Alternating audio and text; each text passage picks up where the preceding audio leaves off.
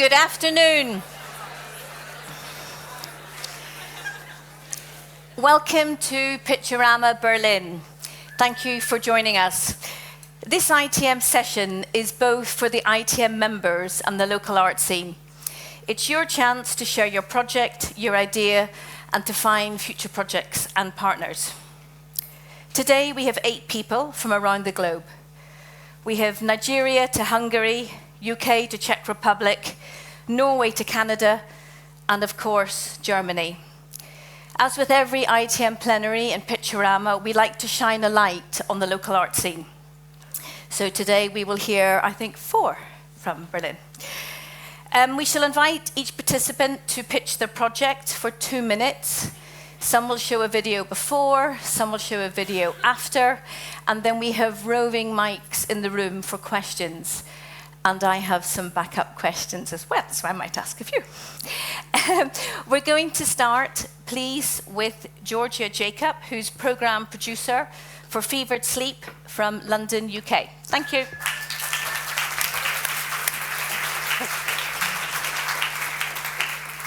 Right. Welcome to the world of Time Keeps the Drummer. Fevered Sleep's bold new durational 5-hour performance, commissioned and co-produced by Westgate in Hong Kong.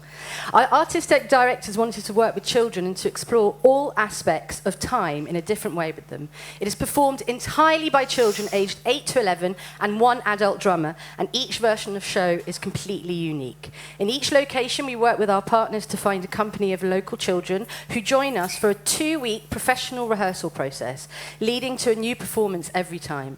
Through movement, improvisation, music, and lighting, the young performers come and go on stage and offer their audience an opportunity to witness an ever-evolving experience. Each performance is shaped in real time, making every show different and unique. It's non-linear, non-narrative experience, part show, part live art installation. So the moment the child walks through those gold curtains onto the stage, it is out of the director's hands. The children have a lot of space for playing and improvising in a way that is often unexpected, and we don't know what's going to happen, so it becomes their world. Another exciting element of this is that audiences can come and go throughout the show as well.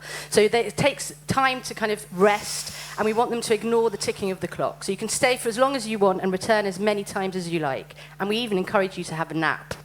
So Time Keeps the Drummer showcases our approach to working with an amazing creative team and local people. But in the show reel that you're about to see, we've also shared 2 other projects made with young people in place. We Are Not Finished was made with teenagers as a live theatre performance exploring what we might learn from a group of ordinary young people who are invited to speak about our present and their future. And Skies Filled with Thunder is a live performance featuring a multi-layered audio artwork created in collaboration with and featuring voices of children. So Time Keeps the Drummer is a project that sits at the intersection of dance, performance and art, and we know it resonates with young audiences and adult audiences alike. And we're really eager to find international partners who are interested in working in collaboration and are keen to present bold and new work with children and for young audiences. Thank you!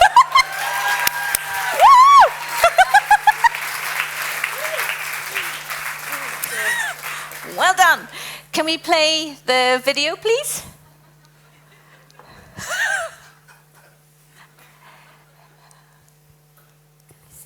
Yeah. I can see a bird being pulled into the wind. I wonder if there's going to be any time left for us. Why can't you see me? I can see forests of factories. Why do you pretend not to see We want you to stop drilling and mining and exploiting and killing and polluting and burning and dumping and taking and taking. We are not finished.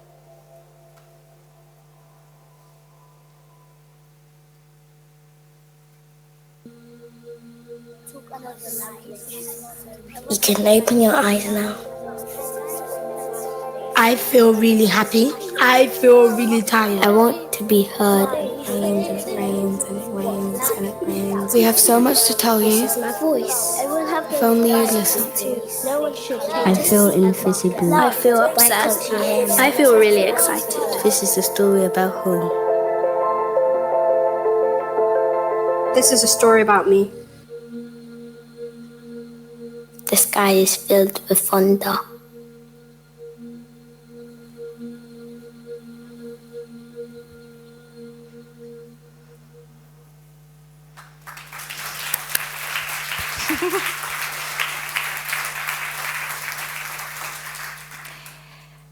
I think it's wonderful that you give a platform to children, and we've so much to learn from children. How do you work with the 2-week process, and how do you find the children? Is that around school holidays, or what? So with Time Keeps the Drummer, we've only ever done it once in Hong Kong. So You've got structure there. We've got a really good structure. No, we're about to embark on a UK tour as well. But essentially, the way that we work is with our partners, really closely with them, right from the beginning, quite early on, months in advance. And we try and work with schools as much as we can as well. In the UK, a lot with local councils, local grassroots kind of groups, youth clubs. And essentially, it's about kind of finding children that might not have any experience of working in this kind of way or being in an arts project, and supporting them through that. So they do come out of school sometimes, and we have to get permits. Each country's different. Each country's different, and in the UK, you apply for that. But it's usually working also really closely with the parents, obviously, to support the whole process. So you just premiered it in Hong Kong last month. So tell us about it. How did it go? Yeah, it was a very exciting and interesting experience. So the project came about from Sam and David, who are artistic directors, spending time in Hong Kong and seeing really how children there were under a lot of pressure, like in many countries. But and sadly, also in Hong Kong, it has the highest rate of child suicide. So there's a deeper political kind of aspect to this work as well. It's taken about 3 to 4 years to make this work. So it's been a long time coming. The show is 5 hours long, and it was incredible to see how audiences kind of really took to that. Some people came in, didn't know what was going on, and then left. Some people stayed for much longer than we anticipated. So the whole idea is that you shouldn't stay for 5 hours. That's really not the experience. But people were staying for about an hour to 2 hours and just completely mesmerised. And were you showing that? You know, if that's in a normal theatre like here, it's really awkward for people to come in and out. So what was the setup for the 5 hours? So we have at the front of the stage, we have really relaxed seating. So we have huge bean bags and kind of cushions. And that's really important because that's all about the slowing time, resting. So we did have people sleeping, which after a while we snoring? were like... A little bit of snoring. But we really like go, what other kind of environment do you get to actually being... to do that. So yeah, like the whole front of the stage is all about kind of just softness and calming down and sitting and being together. And I just remember at one point there was this family of 3 who'd got these huge cushions and just were like lying there, and all 3 of them had fallen asleep. So, but you know, that's good. We want that. Yeah. So that whole area, and then there's seating behind that. And essentially we have one entrance area and people come in, and then we have an exit as well. And there's a workshop that comes with the project where people create words and messages that go onto the back of the wall, and they give those to the children. And so the set also changes throughout the 5 hours. I mean, there's a lot that happens in 5 hours, but I haven't got time to tell you. So you'll just have to see it yourself. Has anyone in the room seen Fevered Sleep? They're all very quiet. 1 hand, 2 hands. Yeah. Do you want to say anything? Excellent. That's what we want to hear. That means book them. I have a question. On your website, it says every few months we explore a subject we feel is important to think and talk about. Now, is that with the artistic directors? Is that with the office? Or who is that dialogue with, that conversation? It comes mainly from Sam and David, but through conversations. So it really comes from different experiences that they might have between them as a partnership. but also with us as a team. We discuss a lot of things throughout the month that we're together. You know, every month we're together and we spend time together on these kind of themes. But this particular theme of time has come about partly because they were interested in it, but also having spent time in Hong Kong, it kind of emerged from that as well. And our partners were really interested in that theme as well. So it really can depend where it comes from. And final question, you've been around a long time. Yeah. Not you personally. the company. I'm a little bit older than the company, yeah. It's, they've been around 30 years, so it's going to be their 30-year anniversary next year, which is a big thing for them. And we're at this point where we're really looking back to a lot of the work that we've been doing as well. So we have an amazing back catalogue, so please go and look on our website. There's some incredible projects that we think are really relevant for today in the world that we live in. So we're really kind of, taking time to reflect on what it is to bring some of that work back to life. Thank you. Thank you very much. Any questions from the audience? It's always hard first up. Okay, thank you.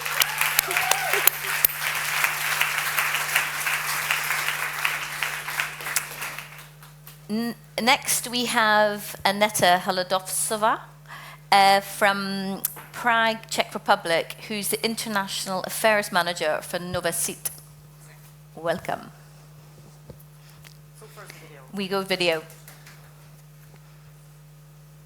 Can you hear in the back? Promo first. It's going to alternate. I'll let you know which one. Not quite alternate.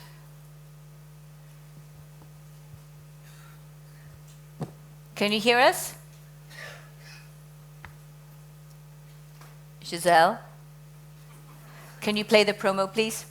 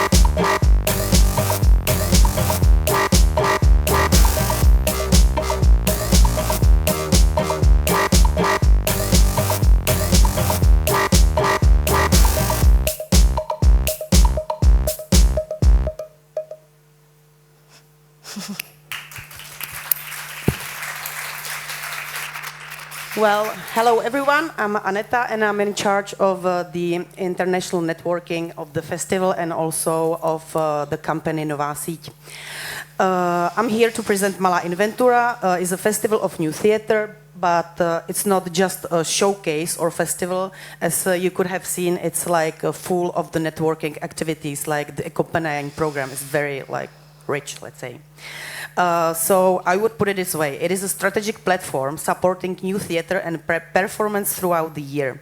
We host a showcase of the most outstanding and significant Czech theater productions created in the previous year. So these works are selected for their originality, artistic risk, and their capacity to communicate abroad and across the borders. A little bit of facts that you have already seen. As I said, Malá Inventura is organized by the company Nová Síť, is an NGO, and the festival takes place in 20 different venues in Prague, and it takes place in February. It counts about 60 events. We host about 150 international guests. And from June to November, it takes place in other 5 Czech towns. Throughout the year, the festival highlights also travel to other locations in Czech and abroad, and we are able to financially support these tours. So why am I here today? Because we are actively looking to expand our international network. While Malá Inventura is very well established nationally and also internationally, we feel it is the right time to create new partnerships with the people from abroad. We believe that our festival can serve as an entry point to the independent Czech scene, and we are keen to invite international programmers, curators, collaborators to engage with the artists more deeply. So in practical terms, we are looking for co-productions or touring opportunities for Czech work, for partners. Really? Okay, so just simply said, we are looking for new faces coming to the festival. And like, if you would like to come, if you are really interested in coming, just come to us, talk to me. I'm gonna be here till the day after tomorrow. And yeah, thank you for attention. Yeah, I didn't make it.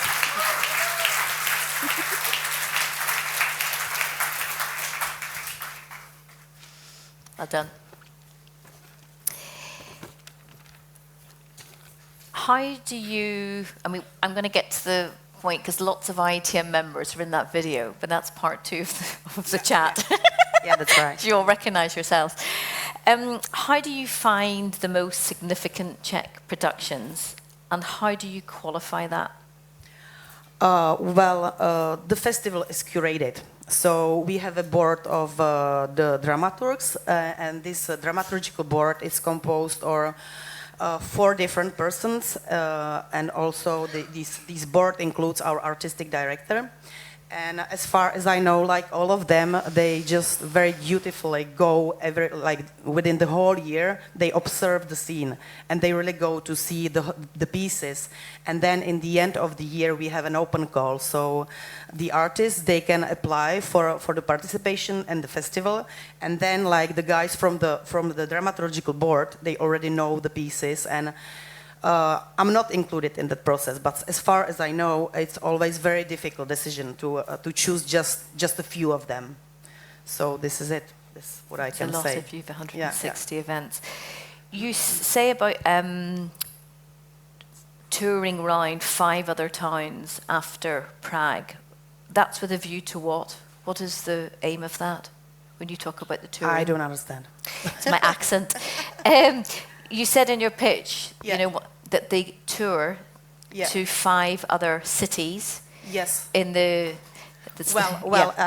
no, the thing is that we have the festival in 5 other cities at the same time. Yeah, but then we have like other locations where they can tour. But this program is called like Echoes of the festival. Okay. So, and did I get? Yeah. I just wanted to understand what was that with a view to.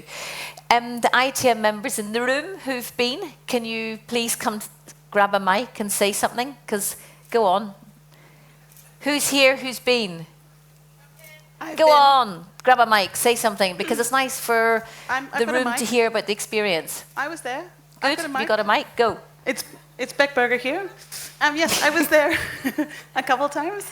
And I think what's really nice about the festival is that you can see, and also knowing the Czech scene quite well personally, the really breadth and depth. So from the very emerging, just graduated artists to much more established. So it's super fun, actually, so I recommend.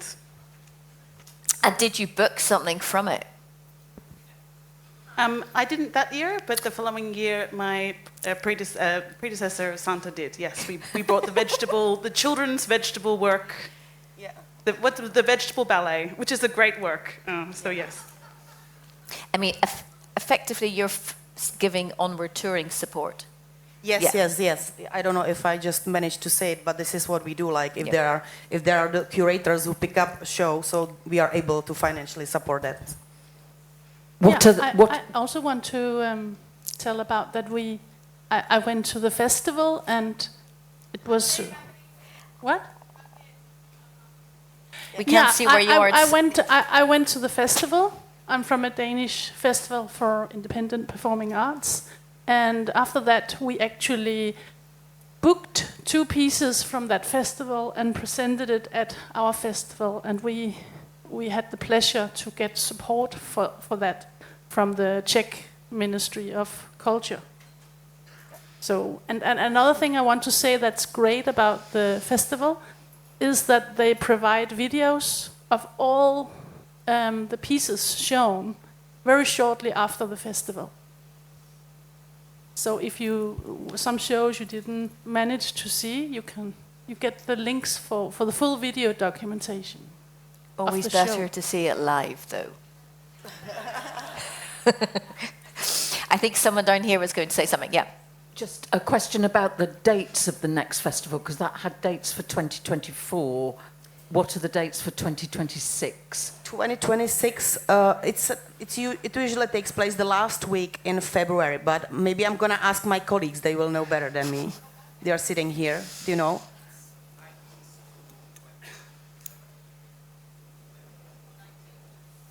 Yeah. 19th to 27th of February 2026. Yes, exactly. And is that wrap-up warm in Prague? Is that put on your... Well, it depends. It's always different. Like, it's freezing sometimes. Sometimes it's very warm. It's like, yeah, you never know. Any other questions from the audience? No. Great. Okay, thank you. Yeah.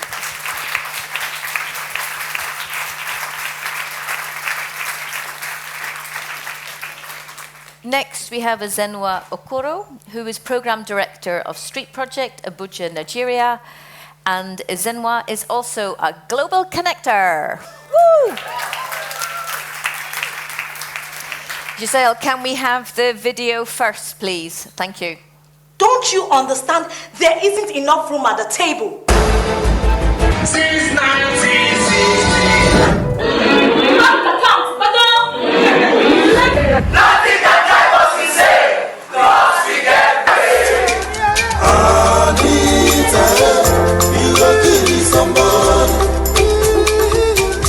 No, but okay. Johnny wants to avoid being hit again. No, but I will say my reference was to make my mother happy. No. So be waiting your club and people waiting in creation and I do what they say. The contract states. What the job? The self-president. Quality materials. Unavailable. Use my car. The deal. See. Sweep them, come on, body dumbo. May them come on, body dumbo.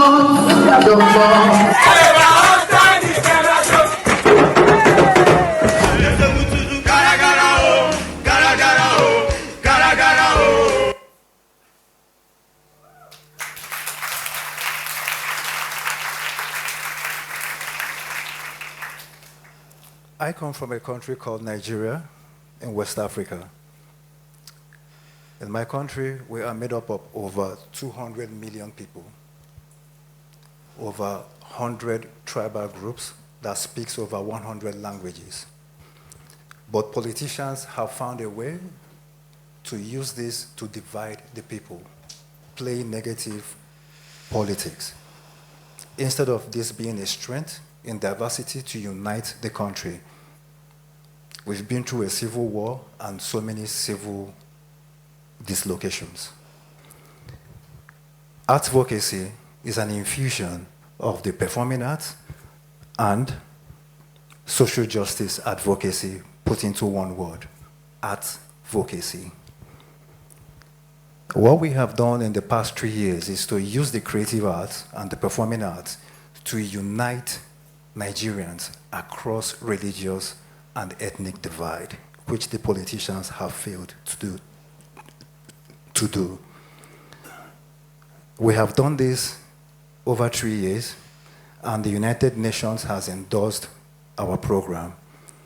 We won the United Nations Innovation Intercultural award because over the years, young people from different ethnic groups have been able to come together to use the performing arts to speak with one voice, to speak truth to power, to demand for social justice and equity.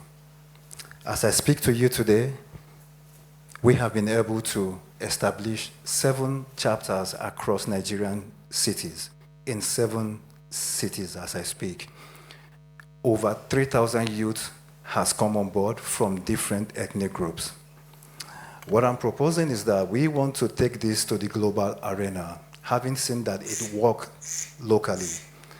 On the global arena, imagine youth from my country and youth from your country in a safe space, creating content that speaks to global citizenship, that speaks to cross-cultural understanding.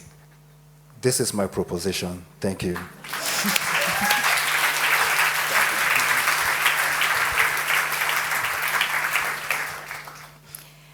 I love your passion and your clarity, but I also hear your frustration. Thank you. 3 years, 25 youth leaders at each camp. You've had trained 300 in That's that right. time. That's right. What have those youth leaders gone on to do? Tell us some success stories. Awesome. So this is a cohort-based program that we take 25 youths per city. And what they have gone on to do, we create a safe space for them to come in, and they create music, dance, drama, poetry together. At the end of the 4 weeks camp, they do a public presentation. And what happens is that when the public see what they have done and celebrate their work, other young people in those cities are joining the movement in huge numbers. Cumulatively, this 300 has been able to convert 3,000 youth across the country as I speak to you today, and that number is growing. But they're the future leaders, so how close are you getting, if at all, to the politicians? Good. That's a very important question. Our advocacy, our activism has been able to get to the listening ears of the policymakers. Nigeria does not have a disability rights policy. Disabled people find it very difficult to survive in Nigeria. And the young people in Nigeria make up over 70% of the entire population. That is the 200 million people in Nigeria. 70% of them are between the ages of 18 to 35. Now, what that means is that people with disability, there are more young people with disability than across board. But due to our activism and our advocacy, the government has listened, and there's now a policy for disability rights and inclusion. Never done before. Wow. Well done. Secondly, thank you. Brilliant. Secondly, there's high rise of extremism in northern Nigeria, where the Islamic fundamentalists are recruiting young people to join them because there's high rise of unemployment, poverty. So young people see it as a means to an end. But we have used the arts to reconvert these young people to drop their arms and come back and be reintegrated into society. That has never been done before. Elections in Nigeria, young people don't vote in elections. Young people feel like there's a divide between them and the government, so they don't care about elections. But not realizing that if we make up over 70% of the population, that means we have the leverage to vote into power who we like, right? Now we are beginning to use the performing arts to educate and sensitize young Nigerians. Come out on election day, let us use our leverage to see who gets into power, meaning that politicians will have to come to us to negotiate. So we are using the performing arts to make them realize that the power lies with us, that we can actually make things happen. And I'm so happy to tell you that in the last election, young people came out in huge numbers that has never been seen before. And the next election, we are going to double our efforts to even increase that number. And Izenwa, when you talk about you wanting to work with, you bring what you're doing to other places, are you meaning that's Europe, that's Africa? How are you going to fund that? Because you have the United Nations Democracy Fund. Yes. But how do you see that working financially for you working with other people? So that is what I'm proposing. Countries. We want to host our first international edition of the Arts Advocacy movement. It is a youth movement, actually, right? But now, how will that happen, and how will that be funded? So the UN has endorsed this, which means it works. Because if it worked in our context, where we have over 200 million people from 100 ethnic groups, imagine if we bring this on the international arena, young people from your country, young people from my country, young people from Ghana, Ethiopia, Belgium, and France, and Germany. Imagine creating a safe space for them to come in together and co-create issues such as global citizenship, cross-cultural dialogue. Yeah, but we can all imagine. Yeah, we can all funding, imagine. But how is that going to work practically? Taking 25 people is very expensive. So are you going to do that to countries that are closer to you in Africa, or who will fund that? Has the United Nations Fund said they will pay for those groups to go, or it's a dream? Right now, it is on the table. It is on the drawing board. Okay. Yeah. So partners who indicate interest, we will sit down at a table and see how we can make it work. But the idea is, let us get partners who are interested in cross-cultural dialogue. Even if we don't agree on so many things today, everybody in this room, we will agree that we are living on dangerous times. Yeah. The times we are living are very dangerous because there's high rise of extremism. So programs such as this that will encourage cross-cultural dialogue between young people from different races, different religion, it is very, very timely that we begin to look at that direction. But you could go on your own to all those other countries and give the workshops. Oh, yes. Oh, yes, definitely. Have we got questions from the house? No. Yes.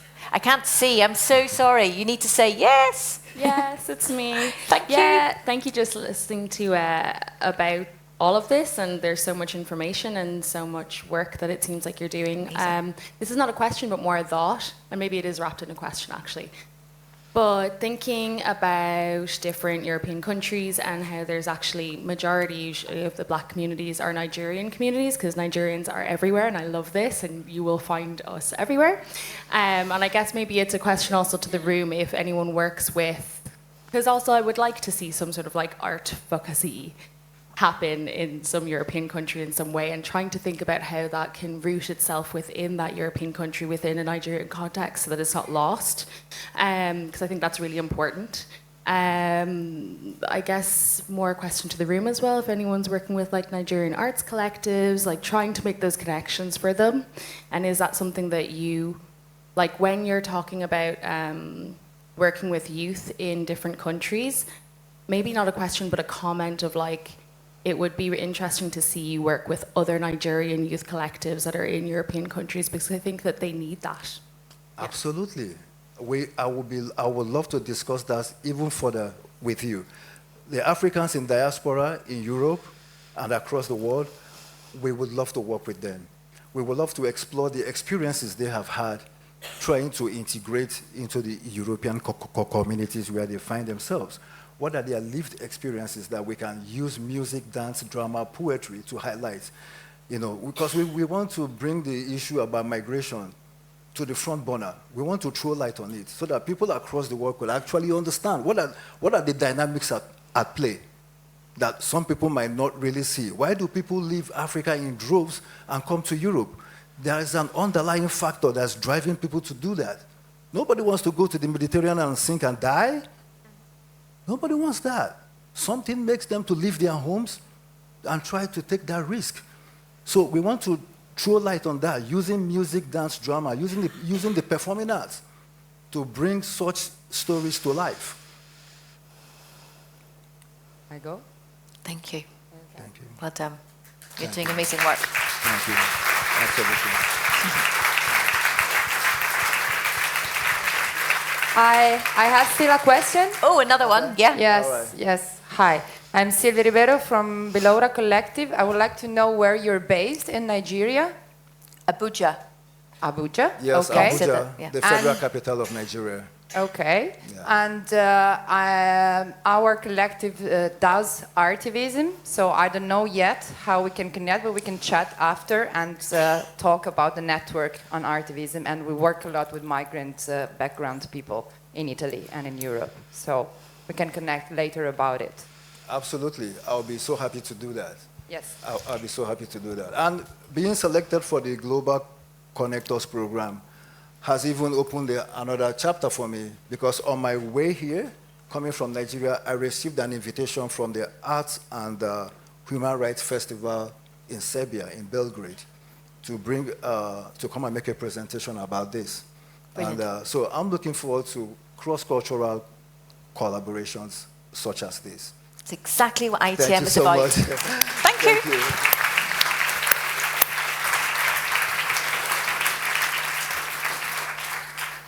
Next, we have Jackie Ritz, who's director of FC Gloria and our first Berliner up. Hello! Hello, I'm Jackie. I am a theater maker, and I work at the intersection of bodies, politics, and how immersive stage design can shift perspective. Now, my last piece, Babylon, you can see a picture of it here, premiered 2 years ago at Nowe Teatr in Warsaw and was shown at 3 festivals since then here in Germany. In my work, I'm interested how queer bodies move through different spaces and how the audience reacts to them. And these spaces might be a Catholic church, like in Babylon, where the audience sits in church pews, or a football stadium, like in FC Gloria, the piece that I want to talk about today. So we've come a long way with FC Gloria, a long way, but it has not yet been shown to a live audience. That's a very strange place to be, and the reason why I'm standing here today. So in the piece, 2 professional dancers perform as queer football stars. I am the live commentator of the game, and we work with 10 local participants who perform as ultras or hardcore fans who cheer the players on. The audience sits in the football stadium right next to the ultras, sharing their space and their energy. To show the piece, I need 3 days on stage with the dancers, 3 days with the local participants. And you know, these local participants, they don't have to be professional performers, but they are crucial to the piece because they question the power structures of the game with their words and their actions, and they represent change makers in society, people who stand up, people who speak up. And yeah, I'm in talks right now with Ballhaus Ost here in Berlin to premiere the piece next year, but I'm looking for touring partners because my dream is to bring this fictional club, FC Gloria, to venues outside of Germany and to have conversations with the audience about political responsibilities in the present time of oppression. Now, let's watch the trailer. Willkommen im Stadion beim wichtigsten Spiel dieser Saison.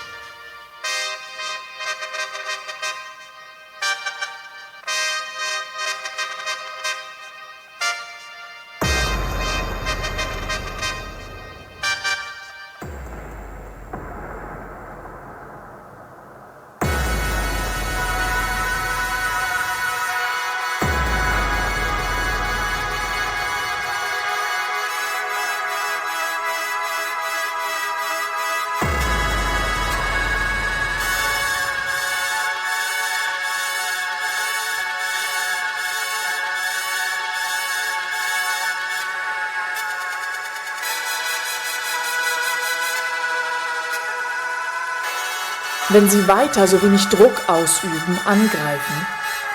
Wenn die Schüsse aufs Tor mehr werden und nicht weniger. Wenn du sagst, dieser Krieg ist ungerecht, ich veröffentliche nichts mehr, keine Poesie. Denn der Status quo der Künstlerin ist Selbstausdruck in einem ungerechten Krieg. Oh, Glurak gewinnt den Ball. Schöner langer Pass.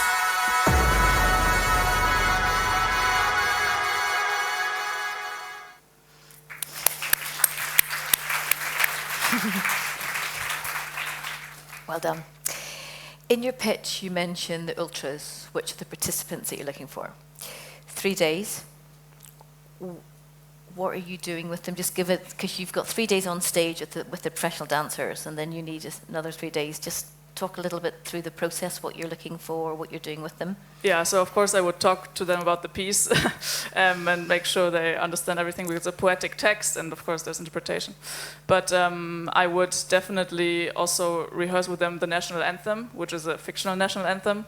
And of course then the rhythms, etc. We also work with the choreographer and the body, you know, because they will eventually come on, spoiler, they will come on the field of the stadium as a power move. So how do they do that also, of course? And I think in general they should have fun, of course, and it's also about, okay, what, for example, do they scream into the stadium during the game, you know, how do they cheer? Is it, yeah, it's not just the blunt clapping all the time that they perform. Yeah. They have to be quite hyper and excited. Exactly, exactly. It's quite a challenge. And the chairs that we see, you tour with those? Actually, I think for financial reasons I would rent them in the space that like the venue or the city that we would tour at. Like, for example, with Babylon, we did that, right? We rented the church pews from the place that we were at. And there's, for example, also possibilities to make it even cheaper to just take the first rows. There's tricks, so to speak. Your work is very, from the videos I've looked at your other works as well, your work is very visual. You like to sort of break up how an audience is presented. And in one of your pieces, you refer to yourself as a vibe designer. That was new. Do you want to talk a little bit about your background? Because yeah, sure. Because it's very visual. Yeah, I'm a stage. I studied stage design here in Berlin at University of Arts, and I've also parallel went to theater a lot, and I found it very interesting that it's such a rule, you know, that you enter a space and you enter a theater space, and you know where to sit, you know where the stage is. But it also felt like, okay, you also know how to behave, right? You sit, and at one point you clap. But with other spaces, like for example a church, even if I don't believe in the God, I know how to behave as well. So I'm interested in how, when you enter a space, it can already shift a lot in the rules and the behaviors that we have. I'm trying, in my artistic work, trying to challenge that and work on that. Great. Have we any questions from the house? I should say house is house. It's my Irish accent, house. And we can't see, so you have to go, me, and then I know. Otherwise, I carry on. No me's? Okay. Olympia, another work, you're premiering in a couple of weeks. Yes. Yeah. So talk about that briefly. Yeah, Olympia is my first solo piece. I will perform at Ballhaus Ost as well, and I will, in an Olympic pentathlon, I think it's called in English, prove that I am an Olympic athlete because I had to apply for top surgery as a non-binary person in Germany, because it's a very rigorous system here. There's only 2 genders, you know, so I have to kind of trick, and it's a very violent system, and I'm kind of proving that there is ways around, proving my speed, technique, etc. So yeah, feel free to come. And where is that? Go on, tell us. Ballhaus Ost in Prenzlauer Berg. Yeah, popularly. 19th, 20th of June in Berlin. Yes, in Berlin. Great. Thank you so much. Thank you very much. Thank you.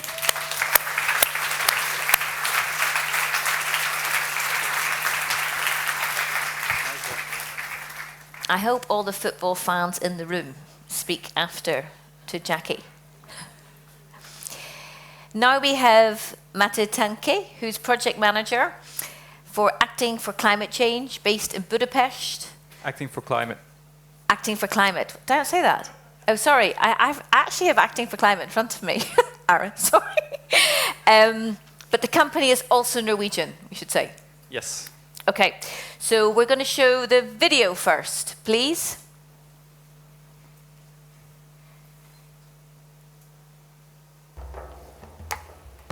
Acting for Climate has a new big project called Currents. With 10 years of experience, touring performances and workshops, inspiring people to act for a more sustainable future, we are now going to set sails and travel around the world for 3 years with our performance Currents.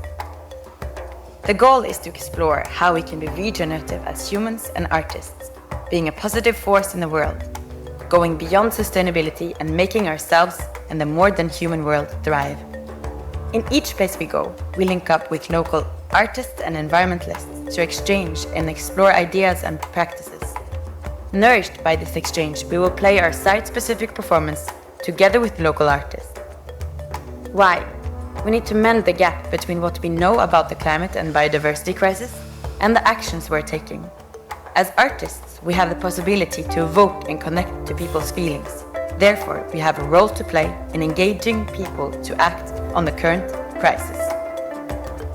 In our YouTube series, we share our art, life on board Yggdrasil, sailing, in-depth interviews with artists, activists and climate scientists all over the world, and all the wild ups and downs of sailing around the world with a group of circus artists. Welcome on board our journey.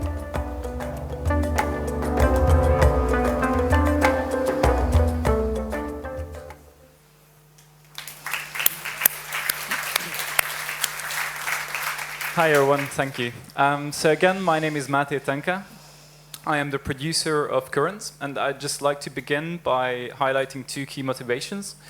One of them is the book Braiding Sweetgrass by Robin Wall Kimmerer, who critiques not only the depiction of humanity as being separate from nature, but also its depiction as something that is a purely destructive force that couldn't be in a harmonious relationship with nature, when in fact actually humanity in a lot of cases has been a caretaker. So her main question is, how can we actually hope to tackle the ecological crisis if we cannot even imagine positive relationships between humans and the more than human world? And that's a question that stuck with us.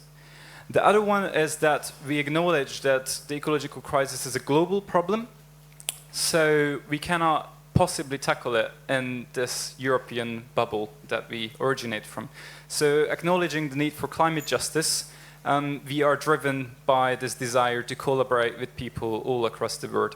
And this is why we readapt the piece in collaboration with local artists and environmentalists in each place we go, via a 2 to 4 weeks rehearsal period while we exchange skills and knowledge. And we don't only collaborate with circus artists, but also poets and theater makers and visual artists. And we also are not just looking for climate scientists, but also indigenous knowledge holders and activists. We are also looking for festivals who would like to show our work, and venues who would be excited to spread this wave of climate hope across the seas. And we are also looking for funders and philanthropists and foundations who would like us to reach widely. And also, very importantly, we are looking for all of you to spread the word and wave a thread of climate hope around Mother Earth. Thank you.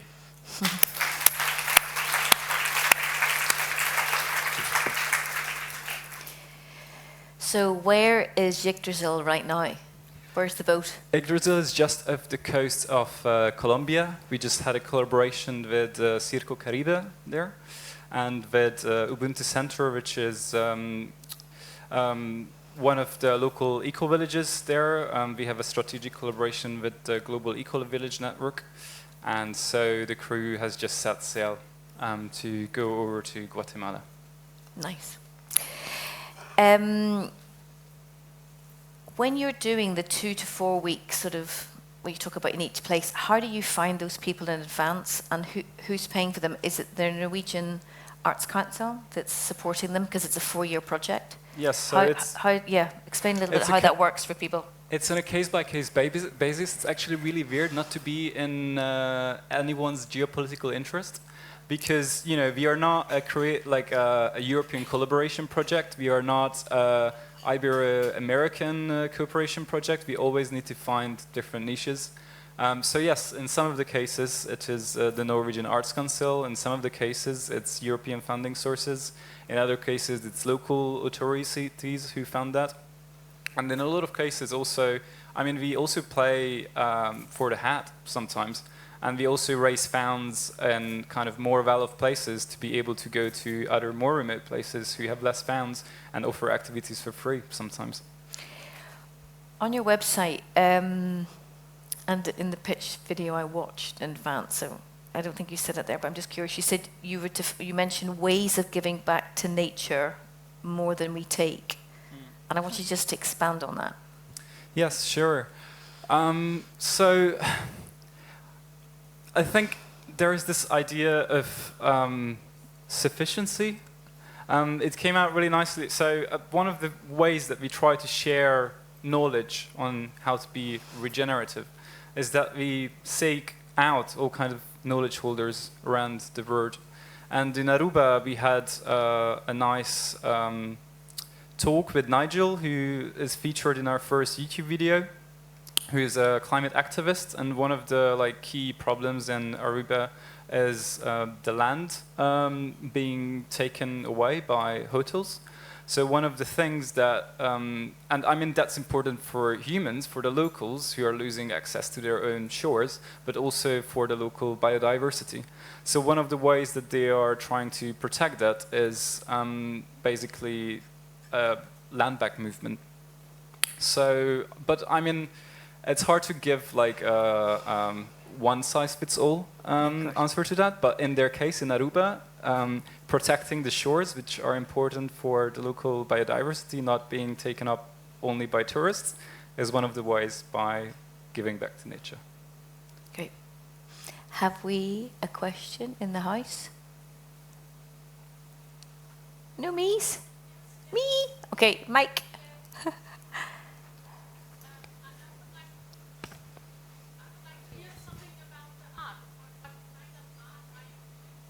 The lady's asking, just so the room can repeat the question, what type of art are they doing? Because you said it's not just circus. And yeah, good question. Yes, thank you. So we work with circus acrobats, contemporary circus. We also use storytellings. A lot of the times local environmentalists and artists bring in stories about for instance, like local plant species, which are keystone species and are really important for the local biodiversity, or bringing cultural stories and myths of connection to nature. So as much as our main artistic tool is through contemporary circus, we are really open to actually do collaborations culturally which make sense for the local population and either are popular with the younger generations or have like a cultural heritage root that makes it somehow meaningful for the locals. Okay. Do you go to landlocked countries or just coastal cities? Mostly coastal. There is plans to go to Bogota in October, but we mainly tour by shores. Go to Bogota. It's brilliant. Any other questions? Me? Good. Mike, to the person. The question is, have you encountered sometimes, like, for example, multinationals who would be annoyed with you coming there and doing some of this work?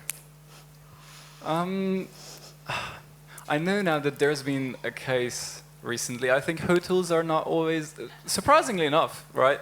But I guess potentially because of this protesting in Aruba, maybe they were a little pissed with us. Yeah, but so far not too bad.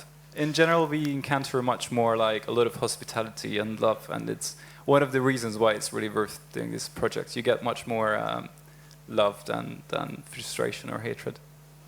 That's a good way to be. Any others? No. Great. Thank you. Thank you so much.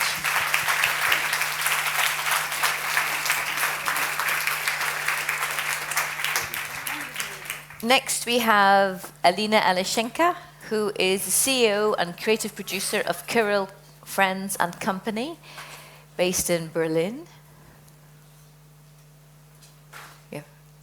I'm going to have the video first, please.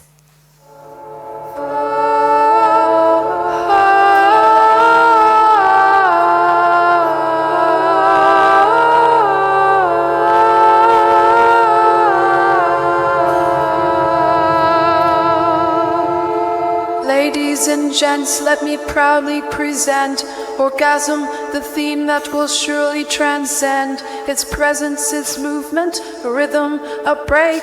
It's sending a pitch and still wanting to make. Lights down, I step, I look them in the eye. I speak about climax like I'm willing to die. I tell them it's urgent, I tell them it's new.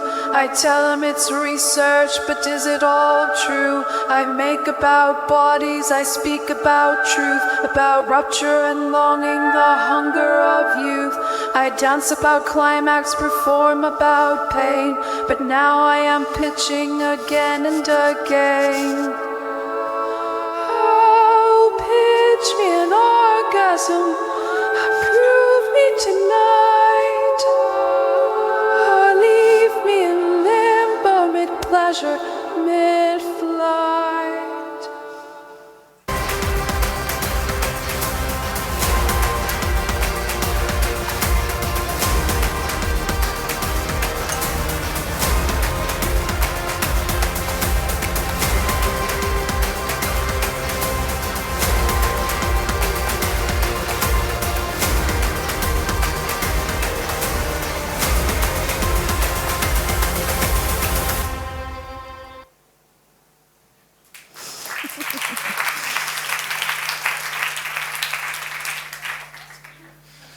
Hi everyone. So I'll just briefly introduce myself. We'll just take 2 minutes. So my name is Alina Aleshenka and I'm a creative producer and curator in performing arts. And you know, I've been living in Germany for 10 years. I come from Russia. I worked at the Volksbühne Berlin in Stuttgart, Augsburg, Dortmund, Düsseldorf, Oslo, Paris. And I've done productions that opened Avignon Festival and Rue Triennale. I'm a 34-year-old, very confident white cis woman, but the first time I said the word orgasm in front of my mother was last week, because I was preparing this speech.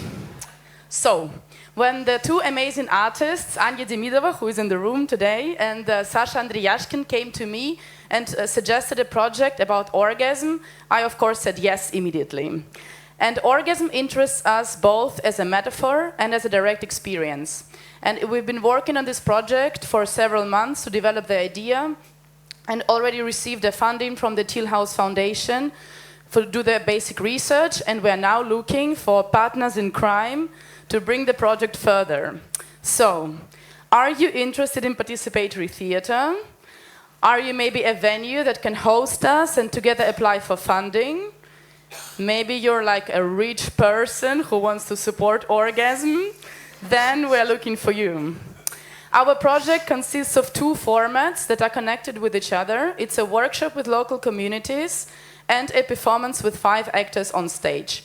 And since we're in the beginning of the process, it is adaptable to any venue and context. And if you think what else can be said on topic of orgasm, think about this.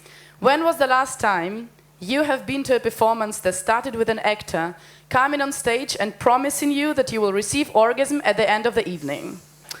Or a production that ended with a duck? No. Let's just vote which day should be the official day of orgasm. Today, tomorrow, or every day. Thank you.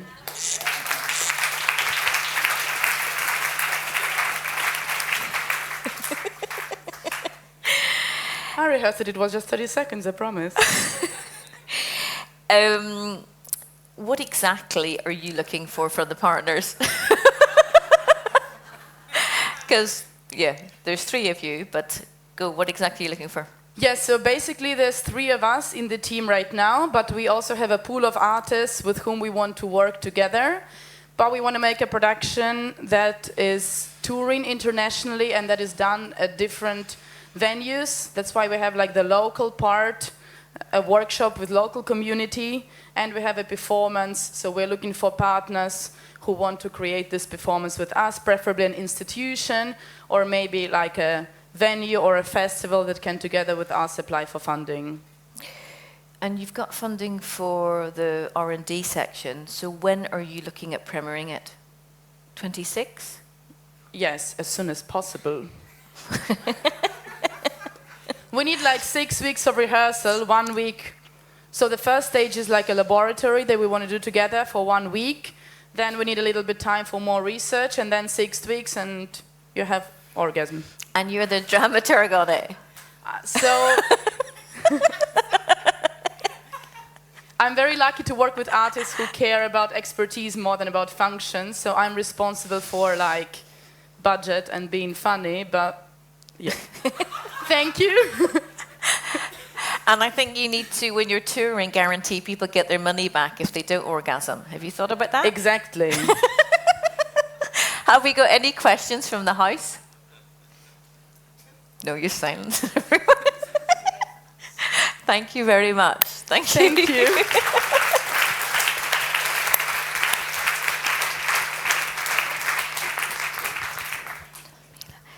So next we have Virginia Antompilia, who is producer from A Million Diving Reflex, Toronto, Canada, but also the company are partly based in Berlin.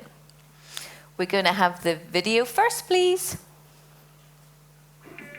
Today's world is adult-driven, and we see the adults have a dynamic with the youth where it's more authoritative. The voice of the youth needs to be heard, and they're the adults of tomorrow, so if they're not involved today, they don't know what's going to be there for them tomorrow. And so Night Walks with Teenagers is like an opportunity for like adults to see, okay, these teenagers have impactful opinions. I feel like these social projects help mental health a lot. People will get a sense of community and somewhere to rely on people, and they know that they're not alone and there's always somewhere that they fit in.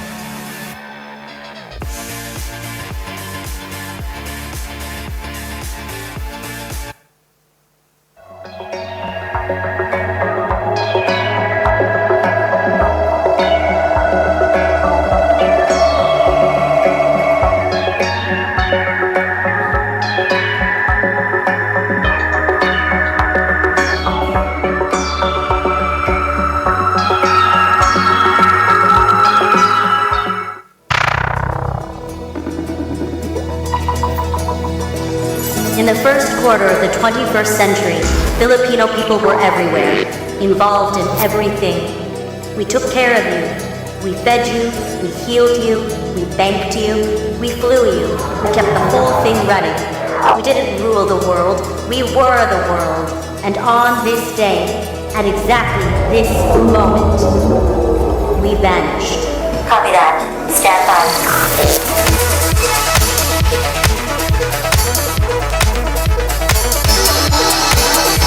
In 5, 4, 3, 2, 1.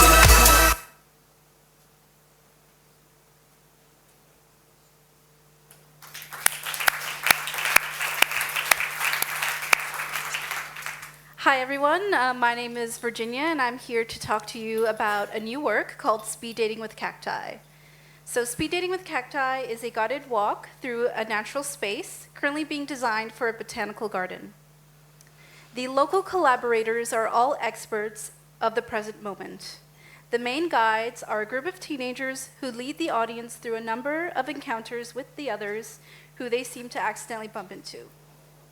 So you will encounter a person with Alzheimer's who can't form short-term memories, a group of 10-year-olds with very little impulse control, somebody with a brain injury, a stand-up comedian, a neuroscientist, a couple of 8-year-olds with very strong opinions, a Buddhist Dharma teacher, and a group of walking meditators doing a very specific technique called noting.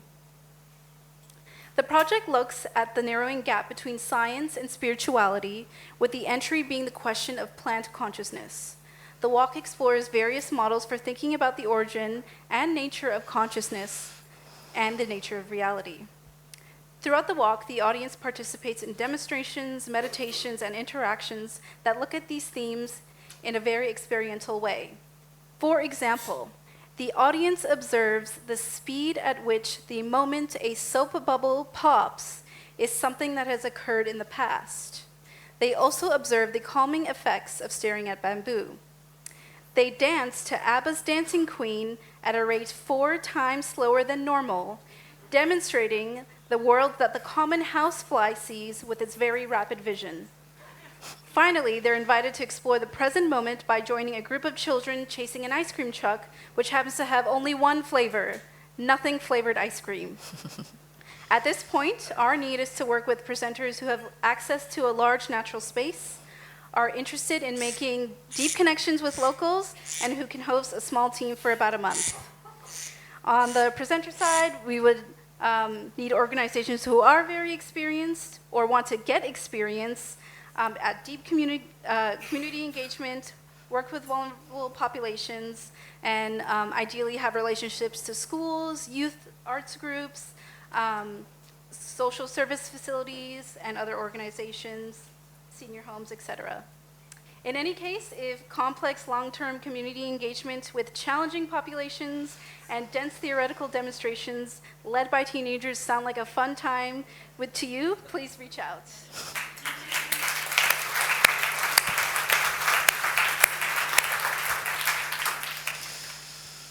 Well done. Thank you. The work is being premiered. Where and when exactly? Yes, so Speed Dating with Cacti will premiere this October at the Royal Botanical Gardens Victoria in Melbourne, Australia. And you're looking, you said earlier in the pitch about a grass area, but you need more. It's botanical gardens that you're particularly interested in approaching. Talk a little bit, about that. Yes, so currently it's being developed for Botanical Garden because we kind of did a research residency 6 years ago now at the Royal Botanical Gardens, so at that time it made sense to design the show for a garden, but we can adapt it to any natural space. The participants that you mentioned, they're very, very diverse. Yes. So you're touring with them or you're finding local people? No, they are local. They are local, yes. So what you have in Melbourne is very unique. Exactly. How are you going to find those people in other places? Although it's not going to be identical, I get that. But talk a little bit about what that process and what you're looking for. Yes, so at Mammalian, we tour a process or a framework, which means our work features local, regular people. So in the case of Speed Dating with Cacti, we would work with our partners in that local place to recruit and find those types of people. So it's like a 6 to 4 month process, and that we heavily rely on our local partner to kind of facilitate that. I should probably say, for those of you who don't know this company, reading about it, you've done an extensive touring across Europe and Asia. So you're very experienced at touring and being able to find local partners. I think that's important to say.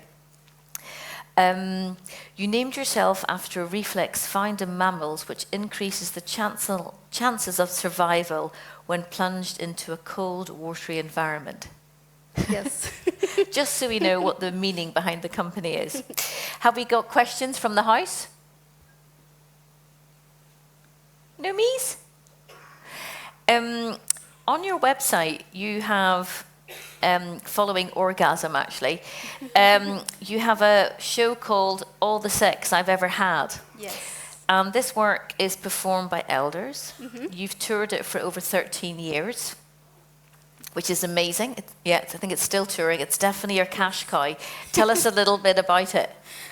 Yes, all the sex. We like cash cows. Anyone has a cash cow, don't bin it. Keep touring it. It's good. Yes, All the Sex I've Ever Had is a fantastic show. We've got a really good formula down, but essentially we work with local 6 seniors, and they perform on stage and talk about all the sex they've ever had.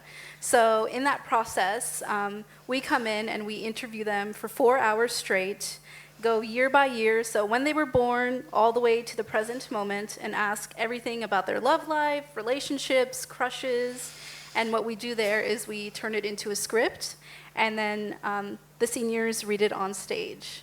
And so it's a beautiful experience, and actually it's funny you mention all the sex because this project came from one of the participants.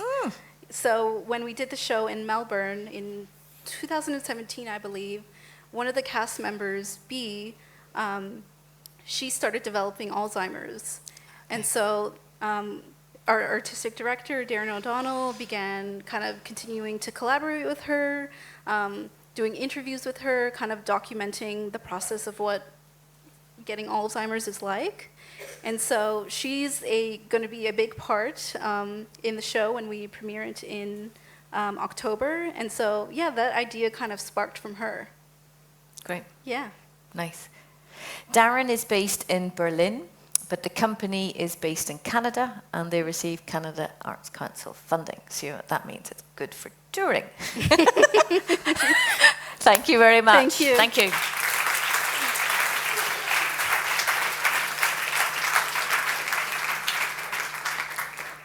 Our final participant is Pearl Herbert, the international booking agent for Aurora Nova. And you're going to present Burnout Paradise. Yeah. Hello, everyone. My name's Pearl. Work with Aurora Nova International Booking Agency, and we represent a slew of incredible artists and specialise in international touring across the world and across multiple different genres and disciplines. Ponycam Collective, all the way from Melbourne, Australia, who I'm introducing to today. They have a piece called Burnout Paradise. So this show is available to present. What we're really interested in is bringing it to non-English speaking audiences and collaborating with festivals and venues to do that. It's small to mid-sized in scale, but the audience capacity seems to keep growing with each presentation. I think it's up to 400 or 500 seats now. They brought it to Edinburgh Fringe Festival, where I saw it for the first time, and I loved it. I fell for the joy and the humour and the ability to bring the audiences out of their shells and out of their seats. It was just really exciting to watch.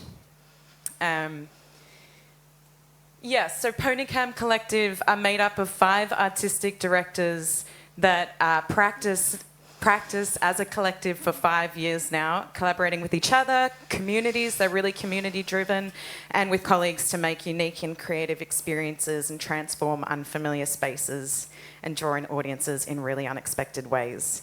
And Burnout Paradise speaks of burnout culture.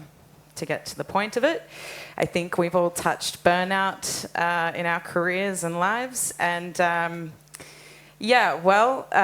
Paradise makes light of the exhaustion that we're all feeling. And I think if you're interested in work that is creating connection and building a sense of community in the audiences, then this is a company that's doing a great example of that. Can we play the trailer? Can we share the work? Thank you. Burnout Paradise is really just a series of tasks that we've placed on 4 treadmills. For survival, we'll be preparing and cooking a 3-course meal. We're going to start with boiling the water. Let's grab your pennies. Order up! Turn around. On the admin treadmill, we will write and submit a grant application. Free or ticketed? Heads up for free. What else is on the list? Heads up for ticketed. Would you be comfortable if I called you consultants? Right, the next question is, speaking of opportunities, are there opportunities for the mayor to speak?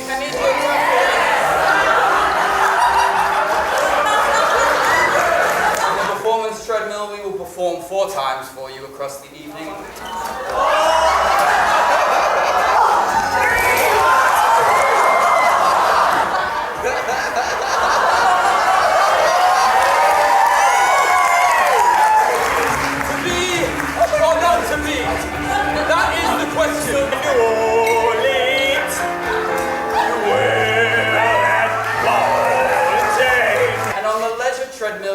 By a whiteboard, a to-do list, maybe half the things that you couldn't fit in during your week, so you've crammed them into your weekends. Happy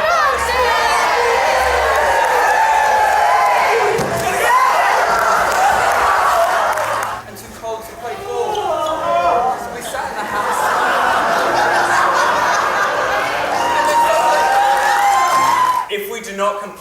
5 of these tasks, we will be offering out of our own pockets our audience ticket refunds. So that's Burnout Paradise.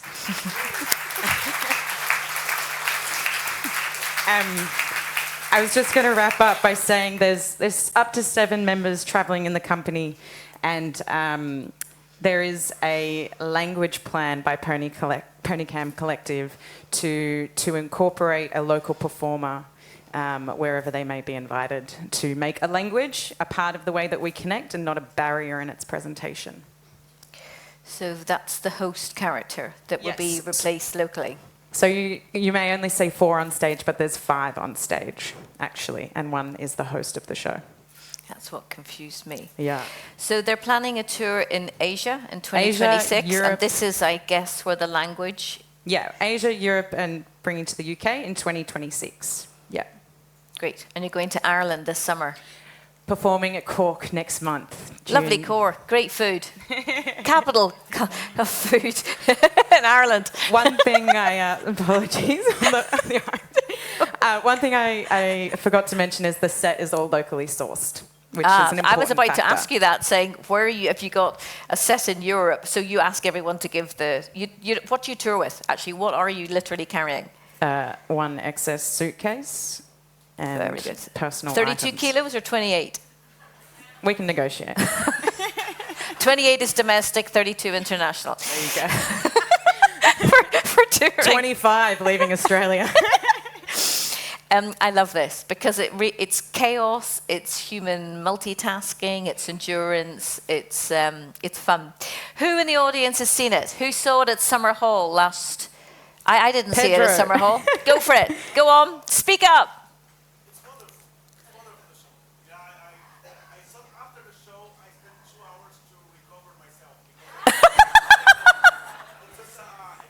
Were you running?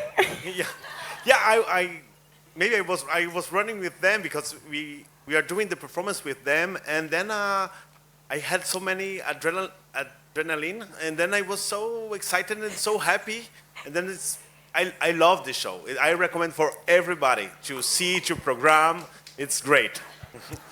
We were packed. We were all packed into this, tiny little Edinburgh seating, and I was right up against the bars, and I had Wolfgang next to me, and I was like, "Yeah, I'm getting up and I'm getting in there." As part of the audience participation, I just couldn't help but get involved. I'm sure you all know Wolfgang Hoffmann, who is the founder of Aruba Nova, which was for many years a brilliant venue in Edinburgh, in the Fringe. Is Wolfgang here? Where are you? Sadly, he is not. He's not. You should be supporting a member of staff. Why aren't you here? You're a Berliner. Anyway, he did very good things in Edinburgh. I think, on a serious note about burnout, I think you're dealing with a subject matter, which is, we all are working, let's say, we're all firefighting, actually, in our jobs in the arts. And this company of 5, at one point, had 14 part-time jobs between them. And that's pretty serious. And that's what I think, what I read about why they chose to make this work. Do you want to talk about that at all? Yeah. Because I think it's a really important subject matter. I think they pick survival, admin, leisure, and performance because these are the 4 categories that make up their lives and the balance that they try and find between them all. I think, as artists, you've got to balance the creation of work, being inspired with actually making money and funding your lifestyle and your creation process. And this is something, as we all know as artists, that is almost impossible to do. And so I think Burnout Paradise was what was born out of this struggle to balance their lives. Yeah. We all need humour in the contrast we need of a our... laugh. Yeah, we do need a laugh. It's really important to laugh. Any questions? Do they now have a better work-life balance? Is it still shit? No. Well, they should, because this should be their cash cow. That's exactly what I asked Pearl. I said, I assume they don't have 14 jobs now. No, now they try and do their jobs on the road, which may only last so long. Questions from the house? No. Oh, thank you very much. Brilliant. Thank you. Thank you so much. Thank you.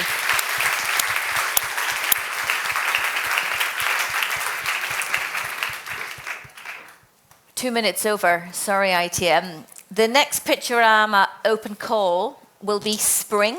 So I urge all the room to please apply if you want to share your successes, looking for co-producers for Creative Europe. And that will be for the plenary in Oulu, Finland in June. I'd like to thank all the participants. Next year, sorry. Well, it's not going to be next month, is it? One a year, come on. I would like to thank all the participants for all your amazing projects and hard work. So thank you very, very much.